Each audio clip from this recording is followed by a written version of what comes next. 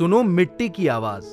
दोस्तों, क्या आप अपनी मिट्टी को सुन पाते हैं या फिर बस उसके ऊपर अपना फैसला थोपते रहते हैं? क्या कभी आपने अपनी मिट्टी से बातचीत की है या फिर बस यूं ही सालों से उसे जोतते जा रहे हैं? आप अब सोच रहे होंगे कि मिट्टी भी क्या कोई बात करती है?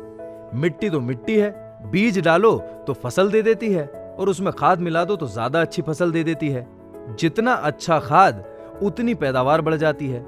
इसलिए हम किसान भाई सालों से मिट्टी के पेट में रासायनिक अच्छी से अच्छी खाद भरते जा रहे हैं। ज्यादा जागरूक हैं तो मिट्टी परीक्षण करा लेते हैं और जो कमी पेशी होती है उसकी पूर्ति के लिए फिर रासायनिक खाद जी भर के डाल देते हैं। भैया, मिट्टी को चाहे जो हो, हमें तो चाहिए अच्छी दमदार फसल जिससे मिले शानदार मुनाफा। दोस्तों, मिट्टी का पसंदीदा भोजन है जैविक या हरी खाद, जो मिट्टी पर लंबे समय तक अच्छा असर डालती है और मिट्टी फिर से तंदुरुस्त हो जाती है। मान लो ये है हमारी तंदुरुस्त मिट्टी, बढ़िया खिलखिलाती दमदार मिट्टी। रसायनों को खाते खाते वह पड़ गई कमजोर, बेजान।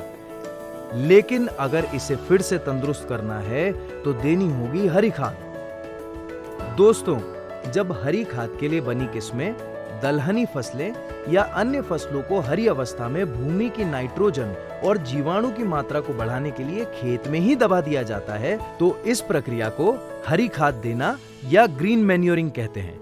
हरी खाद वाली खरीफ की फसलें लोबिया, मूंग, उड़द, ढेंचा, सनई व गवार हरी खाद की फसल से अधिकतम कार्बनिक पदार्थ और नाइट्रोजन प्राप्त करने के लिए एक विशेष अवस्था में उसी खेत में दबा देना चाहिए। इन फसलों को 30 से 50 दिन की अवधि में ही पलट देना चाहिए, क्योंकि इस अवधि में पौधे नरम होते हैं और जल्दी गलते हैं। हरी खाद के लिए रबी की फसलें बरसीम, सेंजी, मटर और चना आदि फसलों का प्रयोग किया जा सकता है।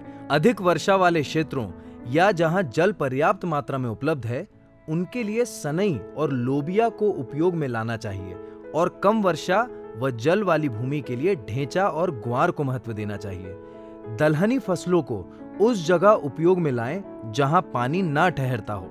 क्षारीय और समस्याग्रस्त क्षेत्रों के लिए ढेंचा और लोबिया उपयोग में लाना चाहिए। दोस्तों, जिन किसानों ने अपने खेत में हरी खाद डाली है वो आज बढ़िया पैदावार ले रहे हैं। गन्ने में इसके बड़े फायदे देखने को मिलते हैं। मिट्टी में यह जैविक तत्वों के साथ ही नाइट्रोजन को बढ़ाती है। दलहन की जड़ में बैक्टीरिया वातावरण से नाइट्रोजन लेकर उसे पौधे के उपयोग में लाए जाने योग्य नाइट्रोजन में परिवर्तित कर देते हैं। हरी खाद के रूप में उपयोग होने हेतु 1 हेक्टेयर क्षेत्रफल में उगाई गई फसल में 8 से 25 टन हरी खाद मिलती है, जो मिट्टी में पलटने के बाद लगभग 60 किलोग्राम नाइट्रोजन प्रति हेक्टेयर दे देती है। हरी खाद से मिली यह नाइट्रोजन की मात्रा 10 टन गोबर की खाद प्रति हेक्टेयर देने पर प्राप्त होने वाली मात्रा के बराबर होती है। इस प्रकार हरी खाद देने से गन्ना फसल के लिए आवश्यक पोषक तत्वों की अधिकांश मात्रा की पूर्ति की जा सकती है।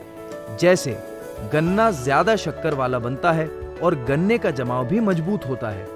हरी खाद से गन्ने पर लगने वाले रोगों और कीटाणुओं से लड़ने की क्षमता भी बढ़ती है। गन्ने में हरी खाद डालने के लिए सही समय यानी सिंचित अवस्था में मानसून आने के 15 से 20 दिन पूर्व या असिंचित अवस्था में मानसून की पहली बारिश के तुरंत बाद खेत को अच्छी प्रकार से तैयार कर हरी खाद के बीज बोना चाहिए।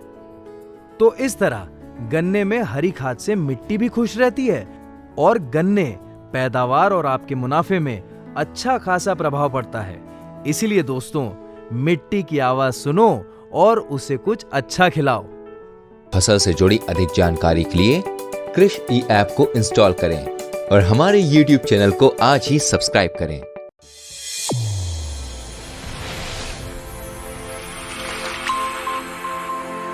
कृषि ई ऐप इंस्टॉल करने के लिए QR कोड स्कैन करें।